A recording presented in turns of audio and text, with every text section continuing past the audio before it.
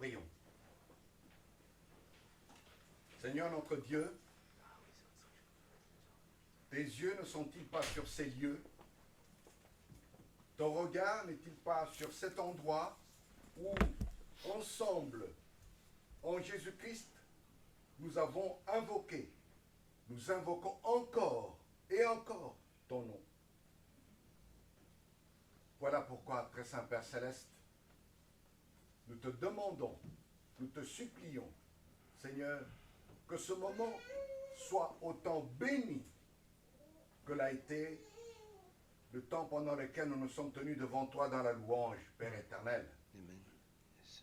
Tes paroles sont esprit et vie, et nous en avons besoin. Car, Seigneur, nous n'avons rien d'autre pour que nos vies changent, nos cœurs changent, nos circonstances soient transformées, et que les fardeaux, Seigneur, disparaissent, et que la gloire de Jésus apparaisse. Voilà pourquoi, très saint Père Céleste, toi qui as ton regard fixé sur ces lieux, depuis l'instant où nous avons franchi le seuil de cette porte, ô Dieu, et que nous avons invoqué ton nom, laisse que ton onction descende sur ton serviteur, Amen. Seigneur. Laisse que le Saint-Esprit l'utilise pleinement et puissamment, Ton outil. qu'il expérimente, Seigneur, ce que c'est que d'avoir des paroles de feu. Yes. Car ceux qui ont écouté, ceux qui nous ont précédés, les Pierre, les Jean et autres, ne se sont-ils pas étonnés de ce qu'ils étaient des hommes sans instruction? Mais cependant, les paroles qui sortaient de leur bouche étaient remplies de ton esprit. Que ces mots soient Remplis ton serviteur. moins de Remplis les paroles que tu lui as inspirées. Remplis tout ce que tu lui as donné de nous communiquer de ton esprit. Car Seigneur, c'est alors que nous marcherons droit devant toi. C'est alors que ta bénédiction viendra sur ton Église. C'est alors, ô notre Dieu, que nous irons pour la gloire de Jésus, de victoire en victoire. Donne-nous d'être attentifs, Seigneur, qu'aucun esprit de distraction ne vienne nous perturber, Seigneur, et que seule ta sainte présence soit au milieu de nous, pour la gloire de ton nom, et au nom de Jésus. Amen. Amen. Amen. Amen. Amen. Bonjour, bien-aimés frères et sœurs. Hein. Bonjour, pasteur. Voilà, que le Seigneur soit béni pour ce moment magnifique que nous passons dans la présence de notre Dieu, dans le sanctuaire hein, de notre Père Céleste. Alors, contrairement à ce que nous faisons d'habitude, le dernier dimanche du mois, normalement, est consacré à la prière, mais dans le cadre des préparatifs de notre Assemblée Générale, hein, que nous aurons bientôt, donc le mois prochain, eh ben, nous avons décidé plutôt qu'aujourd'hui, hein, nous puissions encore sensibiliser l'Église, hein, les membres, n'est-ce pas, de l'Église, tous ceux qui participent au culte hein, dans cette maison du Seigneur, hein, à pouvoir prendre, n'est-ce pas, leur engagement hein, comme membres votants de cette communauté, comme membres prenant une part active au fonctionnement de la maison du Seigneur. Alors ce matin, nous allons parler de l'identité et de la vision de l'Église protestante évangélique de Tremblay en France. Il faudra bien que nous puissions bien comprendre à quoi nous nous engageons. Voyez, comment se présente cette famille spirituelle et comment est-ce que je vivrai ma foi dans cette famille spirituelle. L'identité. Quelle est l'identité de l'Église protestante évangélique de Tremblay en France? Aujourd'hui, si vous rencontrez un policier au coin de la rue qui procède au contrôle des cartes d'identité, eh bien, le policier vous interpellera en disant « Cher monsieur, chère madame, bonjour. Pourriez-vous me présenter vos papiers d'identité, s'il vous plaît ?» Ah. Alors là, évidemment, sorti de votre porte-monnaie votre carte d'identité. Voyez, votre carte d'identité nationale, ou votre carte de séjour, votre passeport, et tout ce qui peut dire qui vous êtes. Amen. Amen. Vos papiers d'identité. Les papiers d'identité disent qui vous êtes. Voyez? Tiens, nationalité française, c'est un Français. Tiens, titre de séjour, c'est un Camerounais. C'est un Ivoirien. Tiens, c'est un Congolais. Tiens, c'est un Belge. Tiens, c'est un Russe. Votre identité. Alors, quelle est l'identité de l'Église protestante évangélique de Tremblay en France? Cette identité, évidemment, de l'Église protestante évangélique de Tremblay en France, c'est l'identité du protestantisme évangélique, de différentes églises protestantes évangéliques, non seulement ici en France, mais dans le monde. Et nous allons essayer, n'est-ce pas, de rafraîchir notre mémoire pour savoir exactement, voyez, quelle est l'identité spirituelle de la famille spirituelle à laquelle nous appartenons. Premièrement, les membres de l'Église protestante évangélique de Tremblay en France, ou ceux qui veulent devenir membres de l'Église protestante évangélique de Tremblay en France, confessent l'inspiration plénière des 66 livres de la Bible. C'est-à-dire qu'ils disent que les 66 livres de la Bible, 39 dans l'Ancien Testament et 27 dans le Nouveau Testament, ont été inspirés par Dieu. Ce ne sont pas les hommes qui ont décidé d'écrire ces livres. C'est Dieu qui les a mandatés pour écrire ces livres. Et donc, puisque ces livres sont inspirés par Dieu, eh bien, les membres de l'Église protestante évangélique de Tremblay en France veulent se soumettre à son autorité infaillible. Puisque c'est Dieu qui a inspiré la rédaction de ces livres, alors les membres de l'Église se mettent volontairement sous l'autorité de la Bible. Amen. Amen. Dans le respect de sa diversité interne, la diversité interne de la Bible et du contexte historique de la révélation. C'est-à-dire, vous savez que de la Genèse à l'Apocalypse, Dieu, notre Père, révèle sa pensée de manière progressive. Et chaque livre de la Bible a sa spécificité. Genèse, Exode, Lévitique, Nombre, Deutéronome, et puis Josué. Voyez? Des livres historiques qui racontent l'histoire. Des livres prophétiques qui contiennent des prophéties, c'est-à-dire des choses qui vont s'accomplir dans le temps, dans l'avenir. Des livres de sagesse poétique. Et chaque livre de la Bible doit être considéré dans son contexte. Dans le Nouveau Testament, vous avez aussi des livres qui racontent l'histoire, tels que les évangiles. Vous avez les actes qui racontent une histoire, qui part d'une période de transition entre l'Ancien Testament et le Nouveau Testament.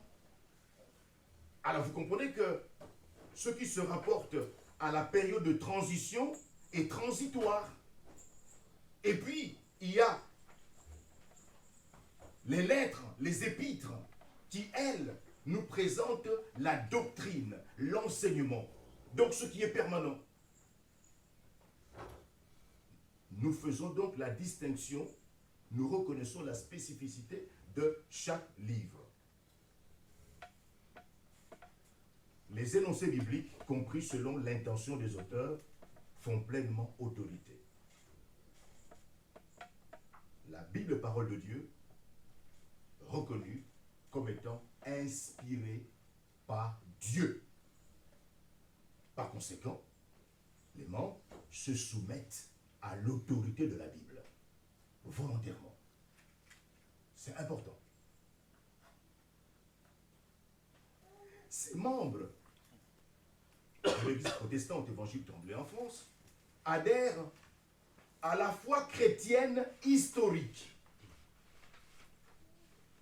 La foi chrétienne historique qui a été définie dans le symbole dit des apôtres. Vous savez, le symbole des apôtres, c'est un credo, voyez, qui rassemble les éléments, n'est-ce pas, de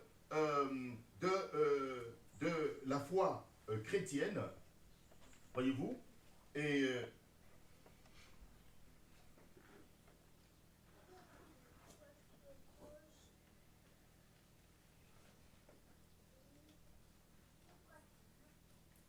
le symbole, n'est-ce pas, des apôtres, c'est une profession de foi chrétienne en usage en Occident, dans les églises catholiques et protestantes, et c'est un credo qui a été confectionné donc aussi au 7e siècle après Jésus-Christ.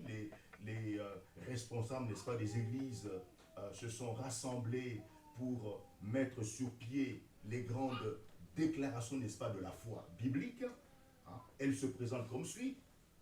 Je crois en un seul Dieu, le Père Tout-Puissant, Créateur du ciel et de la terre.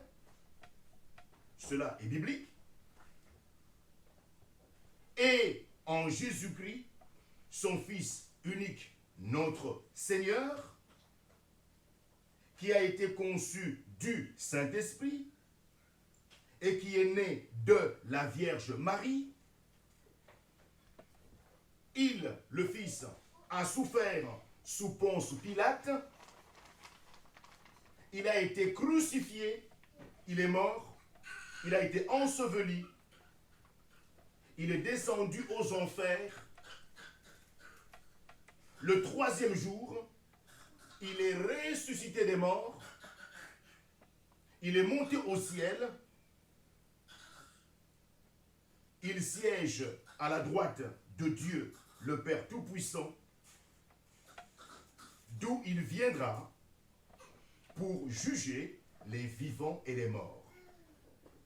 Je crois en l'Esprit Saint, à la Sainte Église universelle, c'est-à-dire au corps invisible de Jésus-Christ, à la communion des saints, des enfants de Dieu, à la rémission des péchés.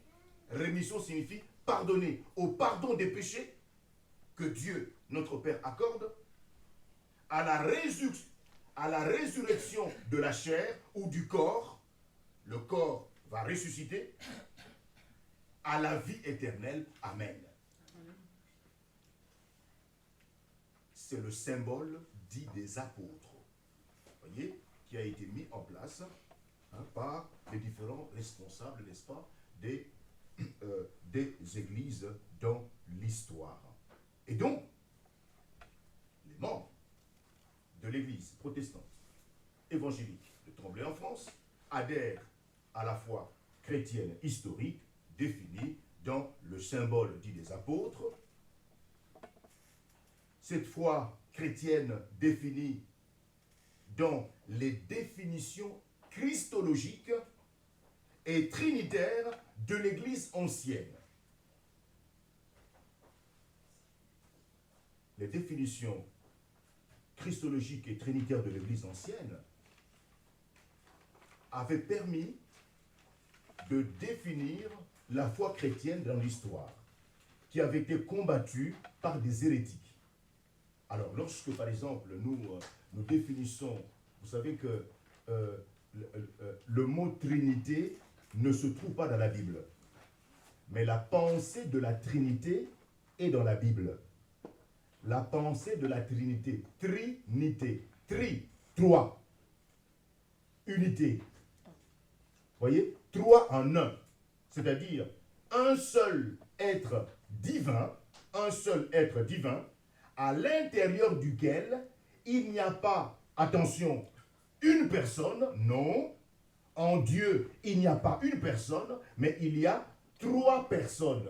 Amen. Amen. Trois personnes divines, distinctes, égales.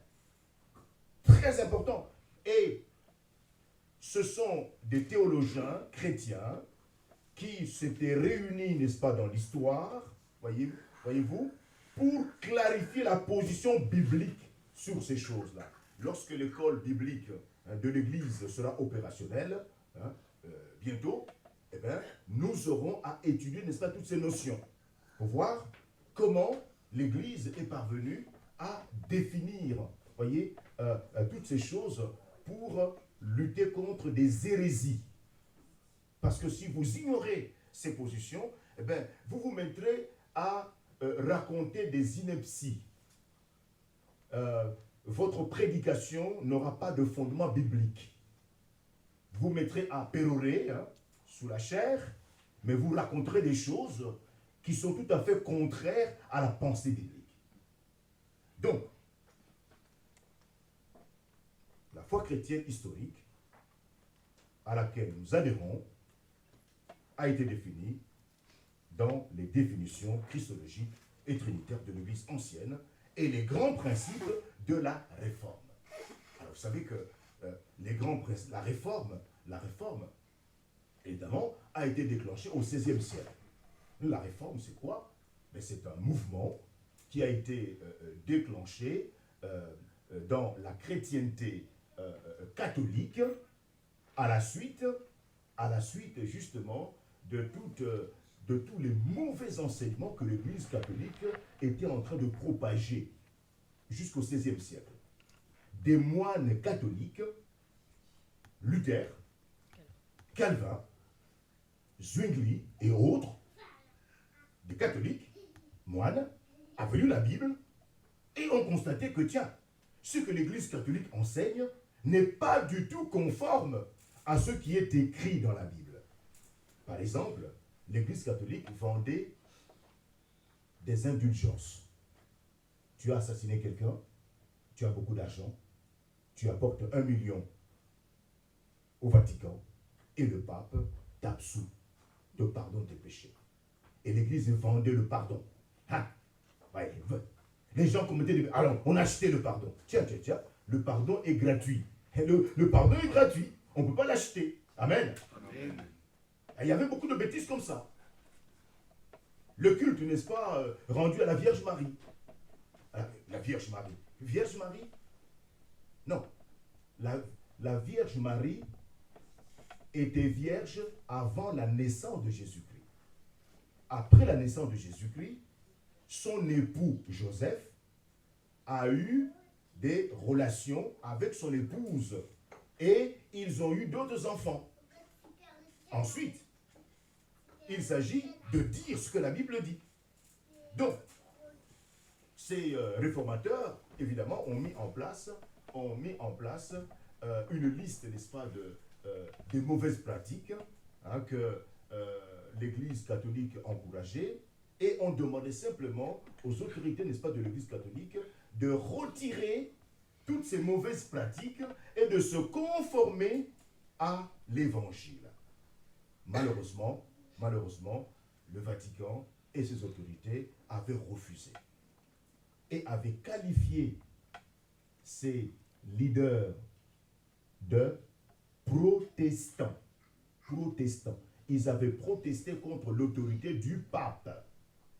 D'où, évidemment, le retrait de ces leaders. Luther est parti, et puis a fondé, n'est-ce pas, son mouvement. Tous ceux qui l'ont suivi ont été impliqués dans le luthéranisme. Calvin, le français, a fui, n'est-ce pas, la France, est allé se cacher en Suisse, et là aussi Calvin a déclenché son mouvement. Tous ceux qui l'ont suivi se sont retrouvés dans le calvinisme, etc. Zwingli en Suisse, etc. Et c'était la naissance du protestantisme. Alors, ces protestants étaient soutenus par des principes. Les principes de la réforme. Vous voyez, l'écriture seule, la foi seule, la grâce seule. Ce sont des règles. La Bible s'interprète par elle-même. Et donc, les grands principes de la réforme, nous les utilisons aussi comme étant des principes qui gouvernent notre vie spirituelle. Les membres de l'Église protestante de l'Évangile de France reconnaissent cependant une légitime diversité de points de vue sur des sujets de moindre importance. Il y a des sujets secondaires qui n'exigent pas que nous puissions tous être d'accord. Sur des sujets secondaires, nous accordons une liberté, nous acceptons une liberté, n'est-ce pas, de point de vue.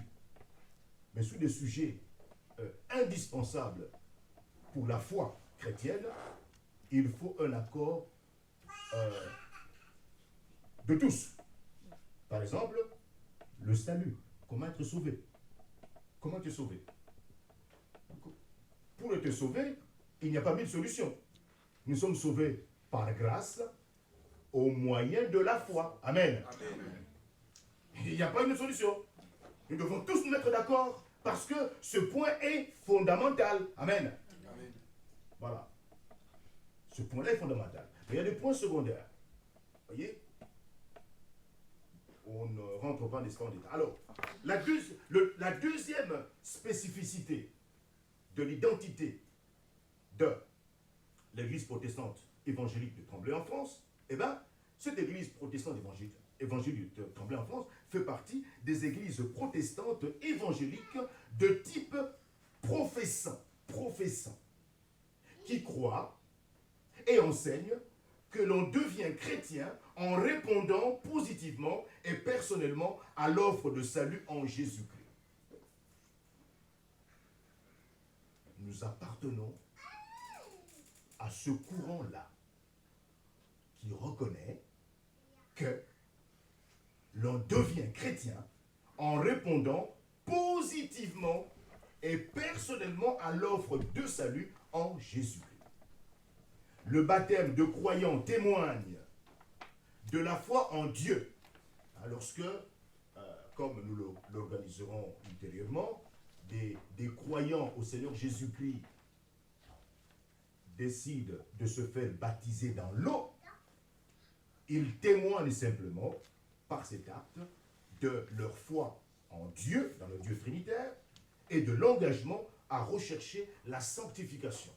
Vous voyez, parce que quand on rentre, n'est-ce pas, dans les eaux du baptême, on voudrait simplement témoigner que moi que vous voyez, j'étais mort avec Jésus-Christ, j'ai été ressuscité avec Jésus-Christ, et je m'engage à être un témoin de Jésus-Christ dans notre monde. Amen. Amen.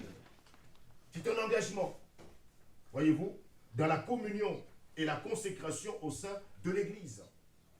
Les membres de l'Église protestante évangélique de Tremblay en France ont à cœur de communiquer l'évangile de Jésus-Christ, seule source de salut, comme une offre spirituelle universelle dans le respect de la liberté de chacun. Nous sommes conscients dans cette Église que Jésus-Christ, c'est lui qui doit être partagé auprès de nos contemporains. Il faut présenter Jésus-Christ à chaque contemporain, à chaque individu que nous rencontrons dans la rue. Parce que Jésus-Christ est la seule source de salut. Mais nous respectons la liberté de chacun. Nous n'imposons pas Jésus-Christ. La foi ne s'impose pas. Amen. Amen. Si quelqu'un ne veut pas de Jésus-Christ, on ne va pas lui imposer Jésus par la force. Non. Parce que Jésus d'ailleurs dit, hein, en Apocalypse 3:20, il dit, je me tiens devant la porte et je frappe. Si quelqu'un entend ma voix et m'ouvre la porte, j'entrerai. Quel respect. Quel respect. Voilà. Si quelqu'un entend et m'ouvre, il prend l'initiative de m'ouvrir la porte et moi j'entrerai pour le sauver. Mais s'il refuse, je n'entrerai pas. Jésus n'entre jamais par effraction dans un individu. Jamais. La liberté. Et ça, c'est aussi la liberté du protestantisme. Vous voyez, il n'y a pas d'imposition. C'est la liberté. Mais lorsque la personne a compris qu'elle est en danger, que Jésus veut la sauver, et qu'elle permet à Jésus de la sauver, eh bien Jésus-Christ va effectivement la sauver et lui apporter la liberté. Troisième aspect de cette identité de l'Église protestante évangélique de Tremblay en France, les membres de l'Église protestante évangélique de Tremblay en France prônent une éthique chrétienne. L'éthique chrétienne. L'éthique, c'est quoi? C'est un comportement. Nous prônons un comportement chrétien, une éthique chrétienne.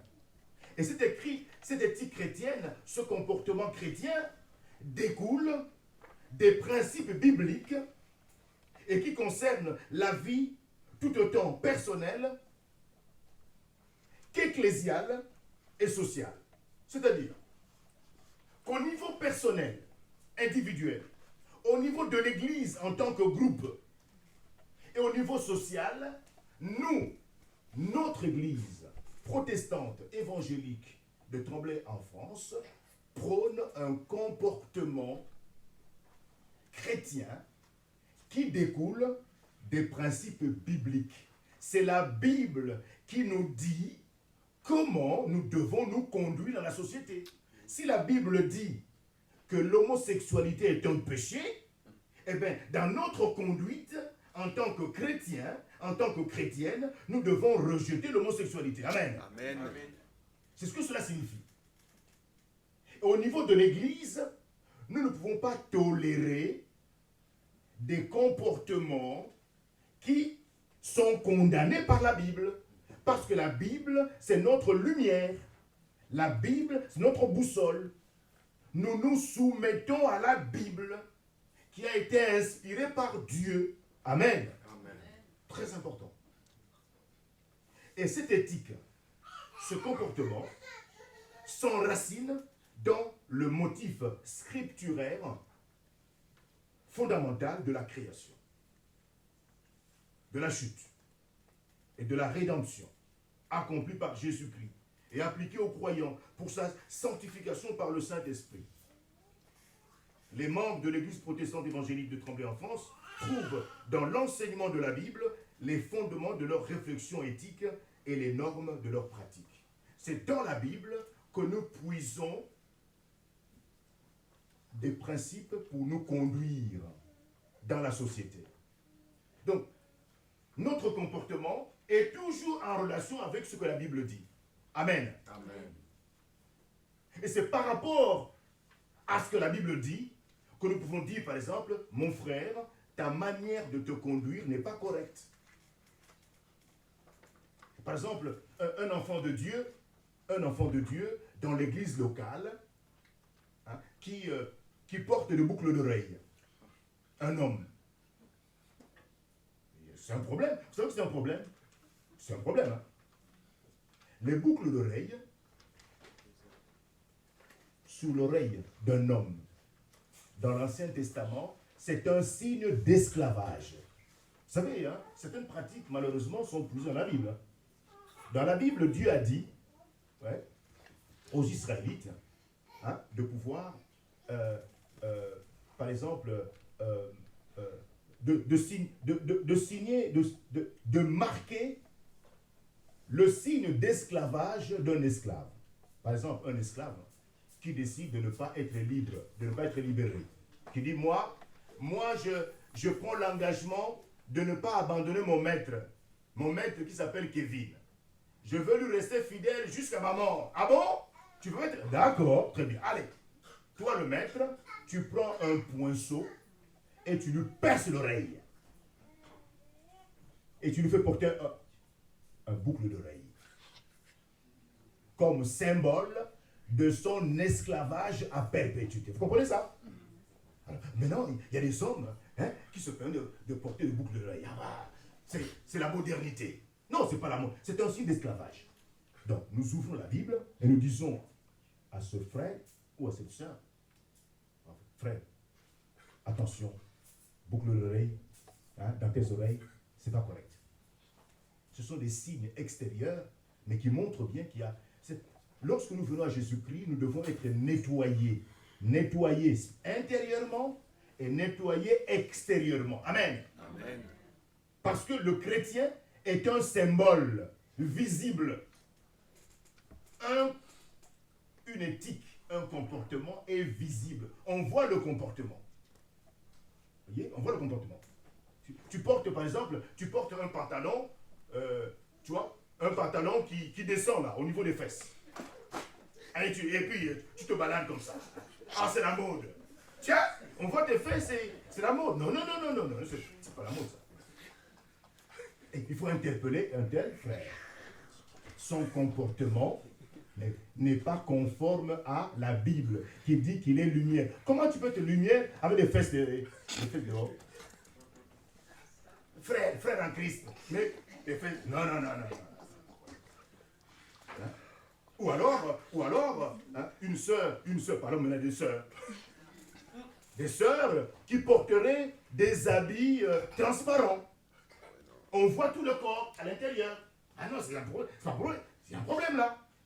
Couvre-toi correctement. Ou bien, tu portes un habit et puis tu exposes tes seins.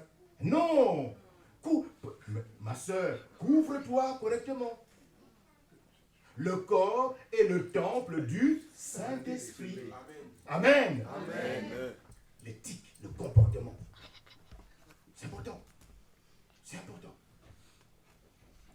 C'est très important. Troisième spécificité.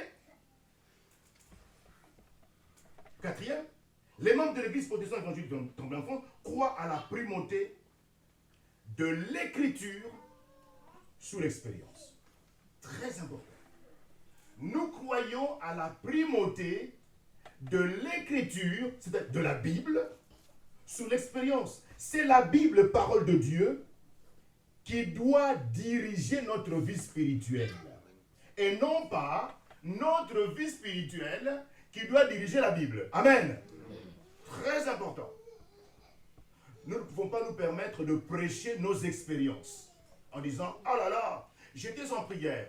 Nous étions en prière et puis pendant la prière, nous avons été visités par le Saint-Esprit et puis nous avons senti que nos cheveux se sont dressés. Nos cheveux se sont dressés, nous étions dans la joie et puis, oh là là, nous avons senti la présence du Seigneur.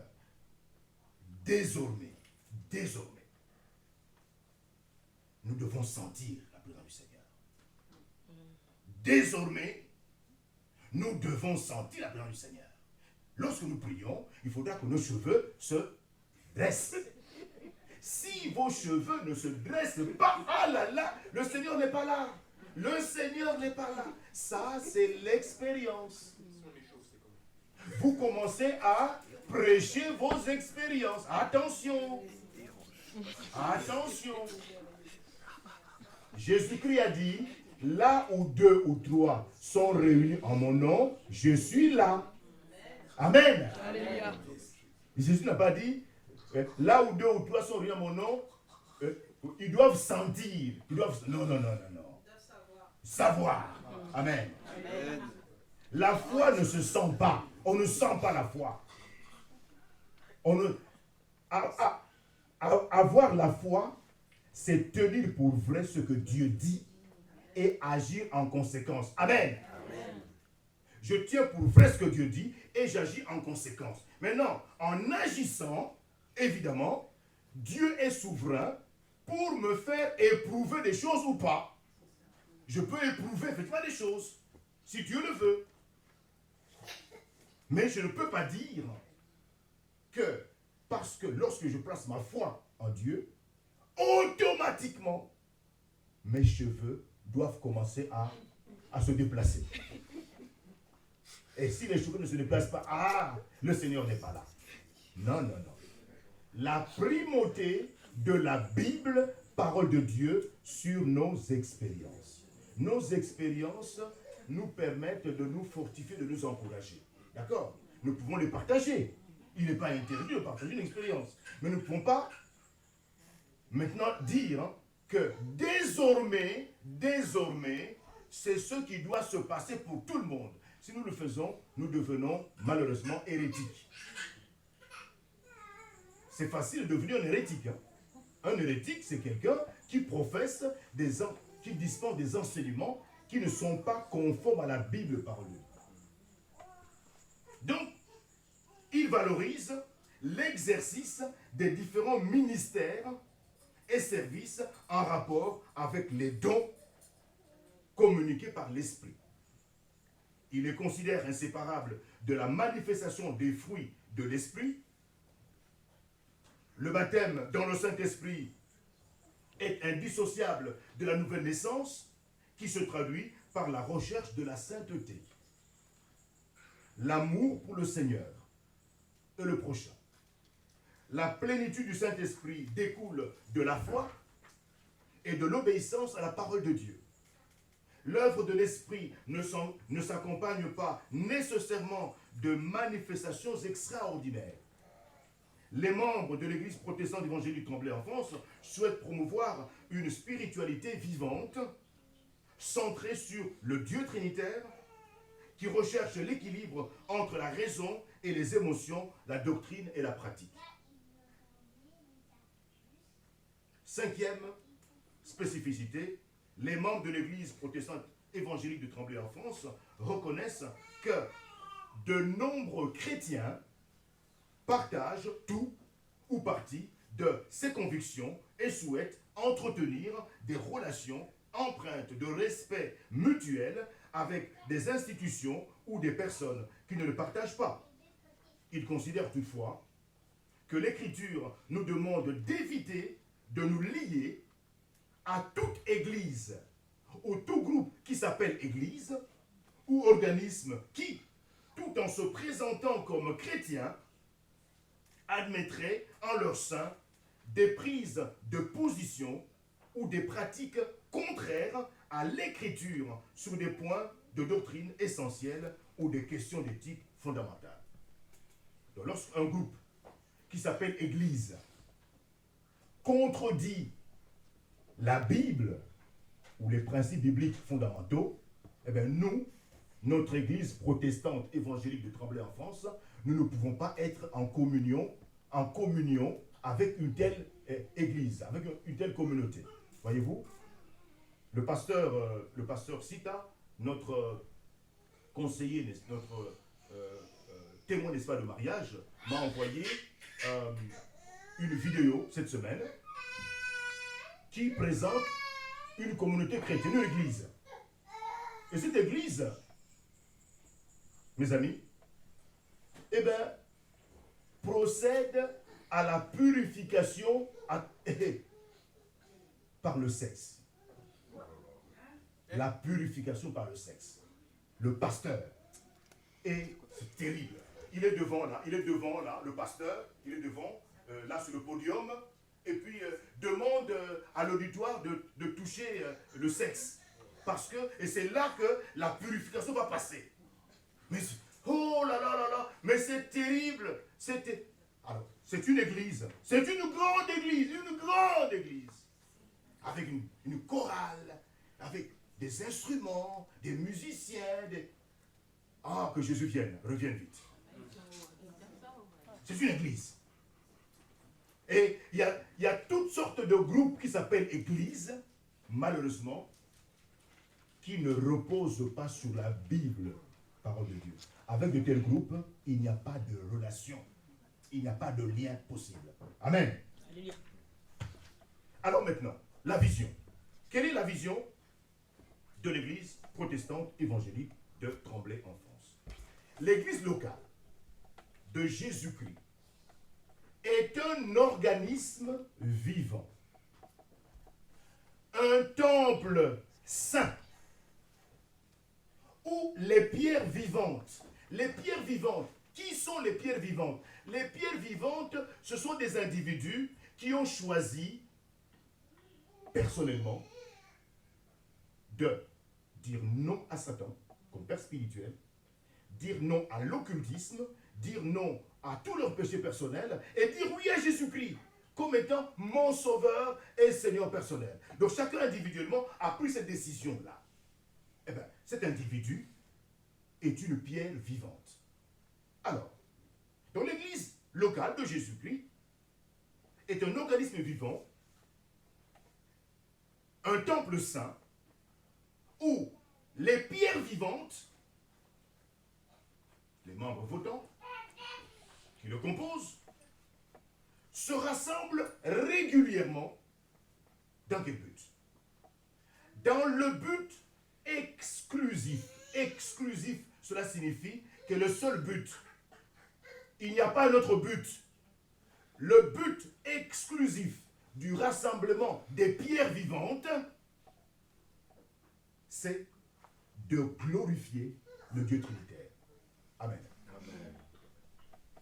La raison d'être du rassemblement des pierres vivantes, le but, nous sommes en train de parler de la vision de l'église protestante évangélique de Tremblay en France. Le but du rassemblement de l'église, c'est de glorifier le Dieu trinitaire. Glorifier le Dieu trinitaire, le Père, le Fils et le Saint-Esprit. En vérité et en esprit. Dans leur conduite et leur parole. Les pierres vivantes se rassemblent régulièrement pour un objectif exclusif qui est de glorifier le Dieu trinitaire, le Père, le Fils et le Saint-Esprit. En vérité, la vérité de la parole, et en esprit, selon le Saint-Esprit. Dans leur conduite, dans leur comportement, nous glorifions le Dieu trinitaire à travers notre comportement, mon comportement. C'est pour cela qu'on verra que glorifier Dieu joue un rôle dans ma manière de me conduire. La conduite et les paroles, comportement et paroles, permettent de glorifier le Dieu trinitaire. En s'aimant, il glorifie le Dieu trinitaire en s'aimant. L'amour véritable, selon 1 Corinthiens 13. Et en se respectant mutuellement. Oui, les pierres vivantes s'aiment entre elles et se respectent mutuellement. Respect mutuel entre les pierres vivantes. En s'étant dépouillées de toute hypocrisie et de tout mensonge. Les pierres vivantes se sont dépouillées de toute hypocrisie et de tout mensonge. Ainsi, il glorifie le Dieu trinitaire.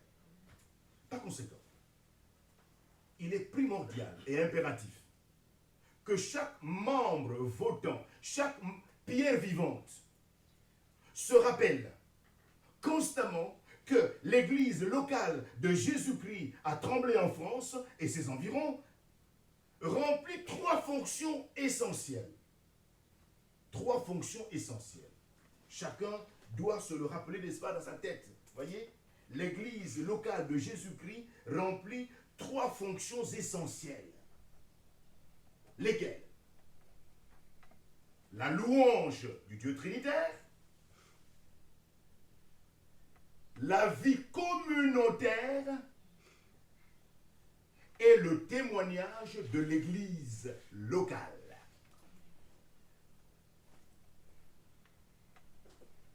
Je reprends. Le but exclusif pour lequel les pierres vivantes se rassemblent chaque jour, chaque dimanche, c'est de glorifier le Dieu trinitaire. Glorifier le Dieu trinitaire, le Père, le Fils, le Saint-Esprit. En vérité en esprit, dans ma conduite, dans mes paroles, en aimant mes frères et sœurs, en se respectant mutuellement, en s'étant dépouillé de toute hypocrisie. Cela signifie que dans mes rapports avec ma sœur, avec mon frère, je suis vrai, je ne suis pas un hypocrite. Je dis ce qui est dans mon cœur. Je me débarrasse du mensonge. C'est comme ça que je glorifie le Dieu Trinitaire. Amen. Maintenant, chaque pierre vivante doit constamment se rappeler que l'église locale, lorsque nous parlons de l'église locale, nous parlons du groupe. Vous voyez, le groupe. Toutes les pierres vivantes, ensemble, forment l'église locale, corps visible. Eh bien, remplit 3 fonctions essentielles. La première fonction, c'est la louange du Dieu Trinitaire. La deuxième fonction, c'est la vie communautaire. Et la troisième fonction, le témoignage de l'église. C'est comme si nous avions, la prochaine fois, nous projetterons, n'est-ce pas, sur l'écran l'image d'un triangle, d'accord? À l'intérieur du triangle, il y aura un grand cercle qui est le but exclusif de l'église locale, qui est de glorifier le Dieu Trinitaire. Voyez? Dans le grand triangle, le grand cercle. Voyez? À l'intérieur du triangle. Ensuite, eh bien, ce but-là sera soutenu par 3 piliers, 3 fonctions. Nous allons glorifier le Dieu Trinitaire en réalisant 3 fonctions. La première fonction, c'est la louange du Dieu Trinitaire. La deuxième fonction, c'est la vie communautaire. Et la troisième fonction, c'est le témoignage de l'église locale. Alors, chacune de ces 3 fonctions essentielles de l'église locale de Jésus-Christ est à son tour soutenue par 3 autres piliers. C'est vraiment important que nous puissions nous imprégner, n'est-ce pas, de ce schéma. Pour que nous puissions, parce que nous verrons finalement que chacun de nous aura sa place dans ce schéma. Nous savons pourquoi nous sommes là, pourquoi nous nous rassemblons. Et nous serons embarqués, n'est-ce pas, dans cette vision qui est tout à fait biblique. Alors, la première fonction de l'église locale de Jésus-Christ, à Tremblay en France et ses environs, c'est la louange du Dieu Trinitaire. Alors, ce sera au sommet du triangle, tout en haut. Là. La première fonction, c'est la louange du Dieu Trinitaire. Alors, cette louange du Dieu Trinitaire repose sur 3 autres piliers à son tour. Pour que cette louange du Dieu Trinitaire ait gloire au Seigneur, nous avions passé un moment de louange ici, de manière communautaire. Mais cette louange repose sur 3 piliers. Le premier pilier, c'est sur l'instruction. L'instruction, suivez attentivement, l'instruction dans la justice de Dieu. Cela signifie quoi? La justice de Dieu se définit comme étant l'expression de tout ce que Dieu demande et approuve dans la Bible. Par conséquent, l'instruction dans tout ce que Dieu demande et approuve dans les 66 livres de la Bible, sa parole. La louange repose sur, premièrement, l'instruction dans tout ce que Dieu demande et approuve dans la Bible. Pour que la louange se fasse d'une manière qui plaise au Dieu Trinitaire, il faudra que le louangeur, celui qui loue, d'accord, soit instruit dans ce que Dieu demande et approuve dans sa parole. Amen. Amen. Très important. Deuxième pilier sur lequel repose la louange du Dieu Trinitaire, c'est la repentance. La repentance. La louange du Dieu trinitaire repose sur un deuxième pilier qui est la repentance. La repentance, c'est quoi? La repentance, c'est le renoncement au péché sous toutes ses formes. Amen. Le louangeur doit faire de la repentance une réalité permanente. Sinon, on aura affaire à des hypocrites, à un hypocrite. Hypocrite chanteur. Hein? Vous avez appris hein, ce qui s'est passé sur les réseaux sociaux avec un certain monsieur qu'on appelle Mbiye au Congo.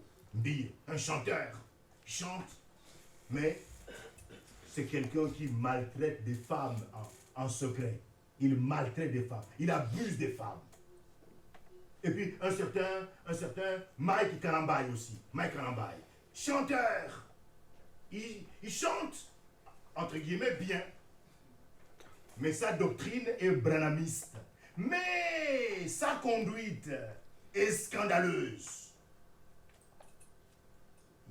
Des brimades, il tape, il mène une vie de débauche.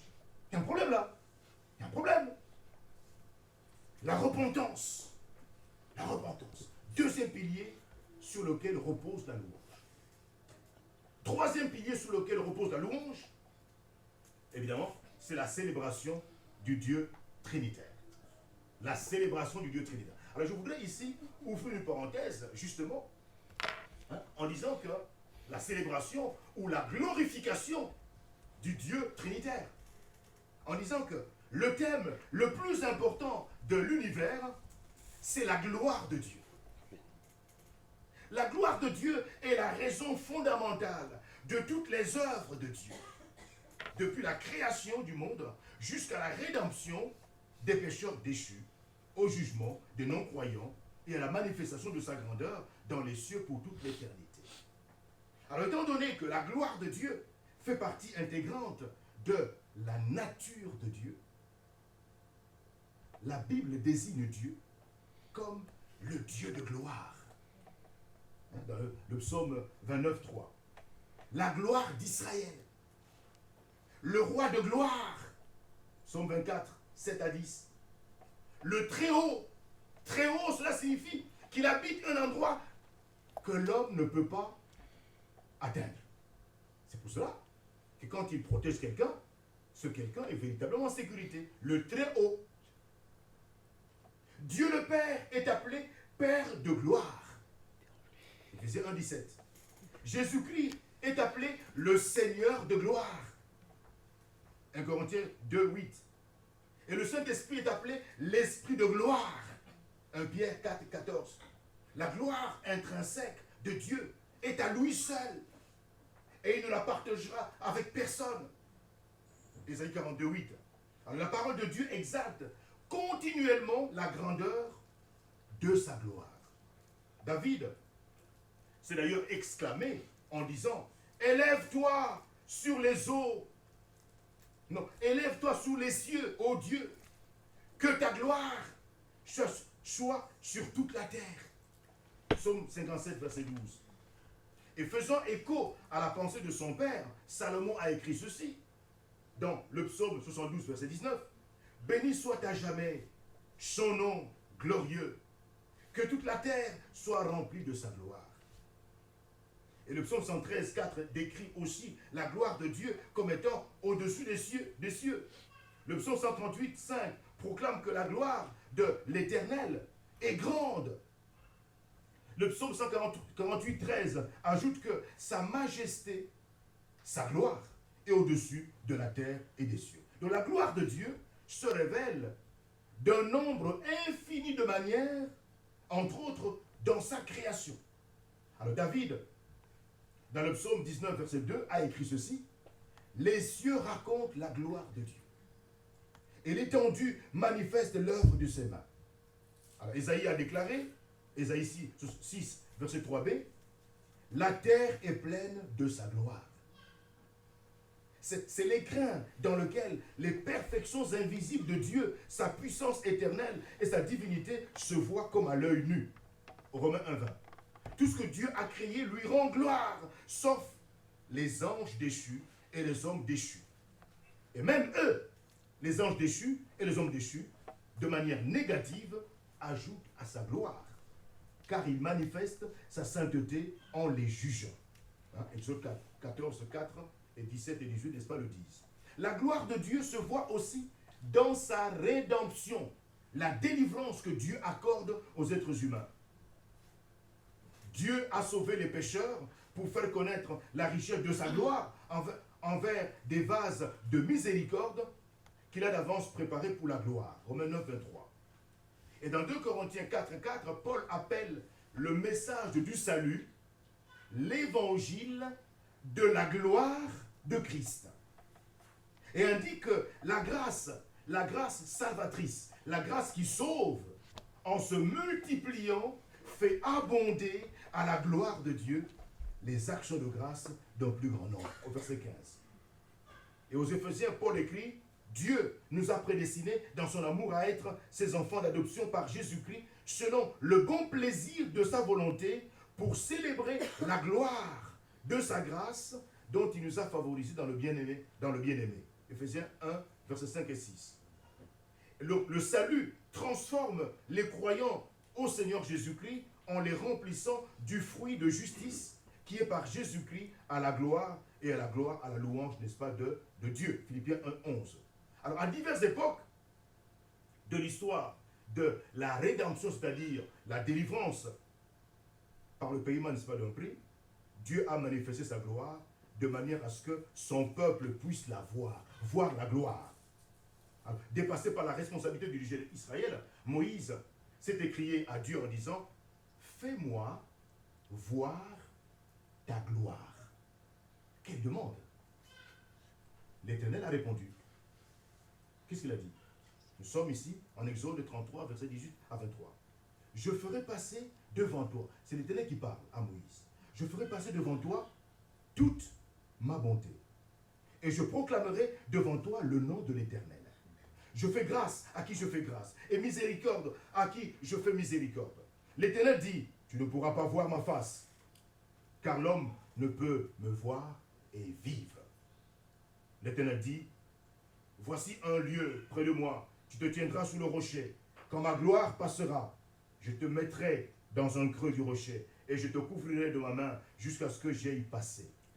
Et lorsque je retournerai ma main, tu me verras par derrière, mais ma face ne pourra pas être vue. Tandis que le peuple d'Israël errait dans le désert, la gloire de Dieu lui est apparue à maintes reprises, principalement sous forme de colonnes de nuées, de nuages, ou colonnes de feu. Exode 13, 21 à 22. Dieu a aussi manifesté sa gloire de manière visible lors des cérémonies de dédicace du tabernacle et du temple, n'est-ce pas, de Salomon. Et afin de le préparer à son ministère prophétique, Dieu a aussi donné à Ésaïe une vision étonnante de sa sainteté majestueuse et glorieuse. L'année de la mort du roi Osias, je vis le Seigneur assis sur un trône très élevé, et les pans de sa robe remplissaient le temple. Des séraphins se tenaient au-dessus de lui. Ils avaient chacun 6 ailes. 2 dont ils se couvraient la face, 2 dont ils se couvraient les pieds, et 2 dont ils se servaient pour voler. Ils criaient l'un à l'autre et disaient, Saint, Saint, Saint l'Éternel des armées, toute la terre est pleine de sa gloire. Les portes furent ébranlées dans leur fondement par la voix qui retentissait, et la maison se remplit de fumée. Alors je dis, malheur à moi, et je suis perdu, car je suis un homme dont les lèvres sont impures. J'habite au milieu d'un peuple dont les lèvres sont impures, et mes yeux ont vu le roi, l'Éternel des armées. Toutefois, la manifestation la plus empreinte de grâce et la plus complète de la grâce, de la gloire de Dieu, s'est produite en la personne du Seigneur Jésus-Christ. Jean 1,14 dit ceci, la parole qui a été faite chair et qui a habité parmi nous, pleine de grâce et de vérité, nous avons contemplé sa gloire, une gloire comme la gloire du Fils unique venu du Père. Donc pour expliquer le sens du premier miracle du Seigneur, eh bien, Jean a écrit ceci, tel fut à Cana en Galilée le premier des miracles que fit Jésus. Il manifesta sa gloire et ses disciples crurent en lui. Jean 2, 11. Et bien que la gloire divine de Jésus ait été voilée dans la chair humaine, eh bien, à une certaine occasion, il a dévoilé sa véritable majesté à 3 de ses disciples. Matthieu 17, 1 et 2. 6 jours après, Jésus prit avec lui Pierre, Jacques et Jean, son frère. Il les conduisit à l'écart sur une haute montagne. Il fut transfiguré devant eux. Son visage resplendit comme le soleil et ses vêtements devinrent blancs comme la lumière. La deuxième fonction de l'église locale de Jésus-Christ à Tremblay et ses environs, c'est la vie communautaire. La vie communautaire dont l'appartenance exige une adhésion libre et volontaire. Et c'est là que chaque pierre vivante est appelée à signer un document qui lui permet d'appartenir à la vie communautaire. Et cette vie communautaire repose sur 3 piliers. Le premier pilier, sur la discipline de l'Église. Deuxième pilier, la vie communautaire repose sur la sanctification de chaque membre de l'Église locale. La vie communautaire exige une discipline. On ne peut pas vivre, n'est-ce pas, dans la famille de Dieu sans discipline. Amen. Amen. Et vous verrez que dans le règlement de l'Église que vous avez déjà entre vos mains, que vous avez lu, il y a une rubrique qui parle de la discipline. Pour montrer simplement que dans l'Église de Jésus, l'Église de Jésus n'est pas un marché. Il y a un certain ordre. La sanctification, deuxième pilier de la vie communautaire, de chaque membre de l'Église locale. Et troisième pilier, l'exercice des dons spirituels au sein de la communauté locale. Donc, dans la vie communautaire, les dons spirituels sont manifestés, vécus par les pierres vivantes, les membres. C'est important. La troisième fonction, pour terminer, de l'église locale de Jésus-Christ, à Tremblay en France, c'est le témoignage de l'église locale. Le témoignage de l'église locale, c'est important. Dans le monde actuel, tel que ce monde se présente à nous. Alors, ce témoignage de l'église locale, dans le monde actuel, repose sur 3 autres piliers. Le premier pilier, c'est l'évangélisation. Cette évangélisation est effectuée par des disciples de notre Seigneur Jésus-Christ. Nous voulons présenter Jésus-Christ partout. Alors, lorsque nous présentons Jésus-Christ, attention, notre vision du monde est la suivante. La vision de l'Église protestante évangélique de Tremblay en France, sur notre monde, conformément à Matthieu, chapitre 28, versets 18 à 20, où Jésus dit, allez dans le monde entier, faites de tous les hommes disciples. Et puis 2 Timothée 2:2, où l'apôtre Paul dit à Timothée, et ce que tu as entendu de moi, en présence de beaucoup de témoins, transmets-le à des hommes fidèles. Et ces hommes fidèles vont transmettre cet enseignement à d'autres hommes fidèles. Lorsque nous mettons les 2 passages bibliques, Matthieu 28, 18 à 20 et 2 Timothée 2:2, et nous avons ici la vision sur le monde. Et cette vision du monde consiste à faire quoi? À gagner, à former et à envoyer. La vision se résume par la conjugaison de 3 verbes. Gagner, former et envoyer. Alors, gagner qui? Gagner les âmes perdues à Christ. Ensuite, former ces âmes gagnées à Christ comme disciples. Ensuite, envoyer dans le monde ces âmes que nous avons gagnées à Christ, que nous avons formées, nous les envoyons dans le monde pour que ces âmes aillent gagner les autres âmes perdues dans le monde. Amen. Et une fois que les autres âmes perdues dans le monde seront gagnées à Christ, elles vont passer par le même cheminement. C'est-à-dire de la formation en tant que disciple, c'est-à-dire de l'envoi. Gagner, former, envoyer. C'est notre stratégie, notre vision d'évangélisation. Lorsque nous évangélisons, lorsque nous gagnons une âme à Christ, nous ne l'abandonnons pas.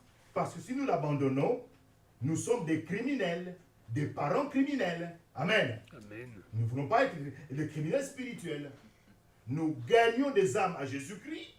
Ensuite, nous les formons comme disciples. Et puis après, nous les envoyons dans le monde pour qu'à leur tour, ils puissent gagner des âmes perdues à Christ. Et ces âmes perdues à Christ, une fois gagnées, seront formées, seront envoyées. Et ainsi, nous formons ce que nous appelons un mouvement spirituel. Voilà la vision, n'est-ce pas, sur l'évangélisation. Alors, ça, c'est le premier pilier. Vous voyez, le premier pilier du témoignage de l'église locale. L'évangélisation, qui inclut le discipulat et l'envoi. Deuxième pilier du témoignage de l'église locale, c'est l'action sociale. L'action sociale. Mes amis, c'est très important. Il faudra que l'église de Jésus-Christ s'intéresse aussi, n'est-ce pas, au bien-être social. Par exemple, en collectant des vêtements, en distribuant des vêtements, en aidant, l'entraide mutuelle, l'entraide, aider les pauvres.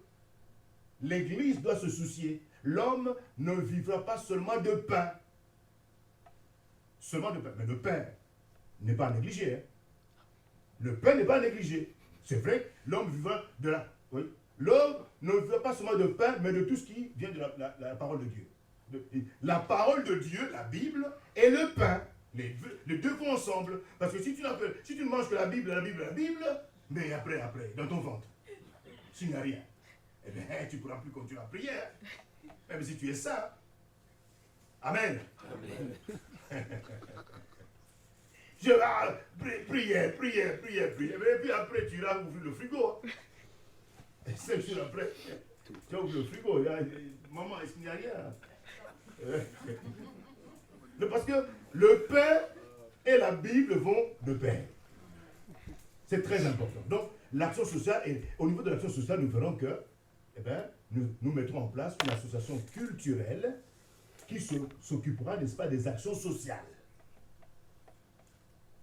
Troisième pilier du témoignage de l'Église de Jésus-Christ, il repose sur la justice de Dieu, ou le soutien de tout ce qui promeut la justice de Dieu. Nous soutenons tout ce qui encourage la justice de Dieu. Oui. Tout ce qui encourage, tout ce que Dieu demande et approuve. Nous sommes d'accord. Nous sommes... voilà. En Acte 11, 19 à 26, les disciples témoignent de Jésus-Christ, quelles que soient les circonstances. Mais l'Église de Jésus a connu 2 modes de développement. Le premier mode de développement de l'Église du 1er siècle, c'est le monde organique. L'Église a grandi de façon organique, grâce au témoignage des disciples en toutes circonstances. Vous voyez? Puisque les disciples témoignaient partout, et les âmes se convertissaient, et puis le Seigneur envoyait ses âmes dans l'église locale. Développement organique, numérique. Deuxième développement, n'est-ce pas, de l'église, au 1er siècle, selon Acte 13, 1 à 3, le premier développement, c'est Acte 11, 19 à 26. Le deuxième développement, Acte 13, 1 à 3. Le monde de l'envoi. Cette église locale envoie maintenant. Vous voyez, envoie des individus de son sein. Barnabas et Paul furent appelés par Dieu et mis à part par les responsables de l'église d'Antioche pour aller propager l'évangile. Le Saint-Esprit met ainsi à part certains individus de l'église locale en vue d'un autre type de travail, un ministère itinérant de prédication dans de nouvelles régions. Voyez, lorsque l'église est opérationnelle comme ça, il y aura des envois. Des gens que l'église va envoyer en mission, c'est pas l'évangile. Donc c'est grâce à l'évangélisation qui inclut le discipulat, la formation de disciples et l'envoi des disciples formés dans le monde pour l'évangéliser. Deuxièmement, c'est grâce au service ou à l'action sociale. Troisièmement, c'est grâce à la justice ou au soutien de tout ce qui promeut la justice de Dieu ou au soutien de tout ce que le Dieu trinitaire demande et approuve dans la Bible, sa parole, que l'Église protestante évangélique tremblée en France exercera un impact l'Église, certes, séparée du monde, mais l'Église a été envoyée dans le monde par Jésus-Christ comme missionnaire. Jean 17, 14, 16. Donc l'Église se nourrit de la qualité de la louange et de la vie communautaire. Alors le principal changement au sein de devront porter sur ces trois fonctions essentielles susmentionnées, c'est-à-dire la louange du Dieu Trinitaire, la vie communautaire et le témoignage de l'Église. Et donc nous sommes appelés effectivement à adhérer, voyez, à la vie communautaire, voyez, en signant notre engagement d'adhésion, hein, pour montrer que nous sommes réellement membres de la famille. C'est notre famille. Amen. Amen. Donc c'est pourquoi je rappelle que vous aviez reçu, n'est-ce pas, des documents, remplissez ces documents et rendez ces documents pour nous permettre effectivement de pouvoir organiser prochainement, n'est-ce pas, l'Assemblée Générale. Voilà. Donc demain, lundi, le Conseil se réunira avec les modérateurs, se réunira, hein, pour préciser les différents points qui seront traités lors de la prochaine Assemblée Générale. Voyez. Donc c'est demain lundi à 18h chez le pasteur que nous aurons cette réunion. Ne soyez pas en retard, soyez là à 18h parce qu'il y a beaucoup de points que nous traiterons et qui seront discutés, n'est-ce pas, lors de l'Assemblée Générale. Et l'Assemblée Générale, lorsque nous l'aurons, c'est un moment de partage, voyez, qui parle du fonctionnement de notre famille. Amen. Et chacun de nous aura un rôle à jouer. Il n'y a pas de spectateur. Hein? Sur le document intitulé « Demande d'admission », là-dedans, il y a différentes activités spirituelles dans lesquelles vous pouvez évoluer. Regardez dans quelle activité vous pouvez, n'est-ce pas, évoluer. Il y a beaucoup d'activités. Visiter les gens, hein? Nettoyer la salle. Le culte, nous bénissons notre bien-aimée sœur Bernadette qui a nettoyé la salle. Gloire à Dieu. Sois béni. Nettoyer la salle. Mais les chaises là, sur lesquelles vous êtes assises, là, ce ne sont pas, je ne cesse de dire, ce ne sont pas les anges.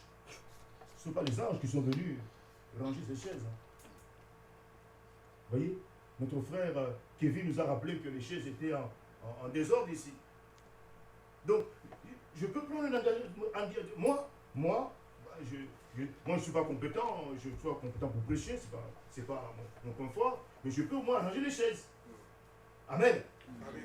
Chacun a un rôle à jouer. Chacun a un rôle à jouer. Parce que si les chaises ne sont pas arrangées, eh bien vous ne serez pas assis là. C'est comme les éboueurs. Hein. Les éboueurs. Ah, les éboueurs jouent un rôle important. Hein.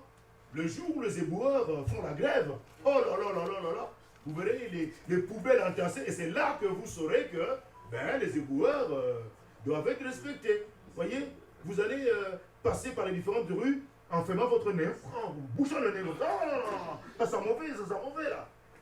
Où sont-ils les éboueurs? Venez les éboueurs. Nous avons besoin de vous. Mes amis, chacun de nous a un rôle à jouer dans l'église du Seigneur. Amen. Ne rendez pas, ne rendez pas le document de demande d'admission sans avoir identifié l'activité que vous pouvez faire. Vous avez un rôle à jouer. Si vous avez rendu le document que vous n'avez pas marqué, je vous redonne le document et vous allez marquer. Parce que le Seigneur Jésus veut que vous soyez une actrice dans sa maison. Amen. Amen. C'est sa maison. C'est sa maison. Tu es une pierre vivante. Tu as un rôle à jouer. Que le Seigneur bénisse sa parole. Prions. Seigneur, nous voulons te dire merci. Parce que tu veux réellement que ton église locale, cette église locale qui est formée des pierres vivantes, ces individus qui librement, individuellement, avaient pris la décision de dire non à Satan, non à l'occultisme, non à leur vie de désordre, de péché, oui, à toi Jésus-Christ, comme sauveur et Seigneur personnel, oui. Seigneur Jésus, tu veux que ces individus, ces pierres vivantes, qui sont membres de ton corps invisible, se rassemblent en un lieu de la cité. Ici, c'est l'église protestante évangélique de Tremblay en France, de ses environs. Nous sommes là, tous ensemble, comme pierre vivante. Et tu veux que chacun de nous joue un rôle en adhérant réellement à la communauté, pour en être membre. Permet à chacun de nous de signer son document qui fait de lui un membre réel, non pas fictif, non pas un électron libre, un spectateur, mais un acteur. Permets, Seigneur, que chacun de nous, nous puissions des acteurs pour construire notre Église, ton Église, de sorte que la lumière qui doit rayonner dans cette zone puisse être ta lumière. Que les âmes perdues, en détresse dans notre région, soient éclairées par toi, Jésus-Christ, et sauvées. Glorifie ton nom dans cette communauté. Amen.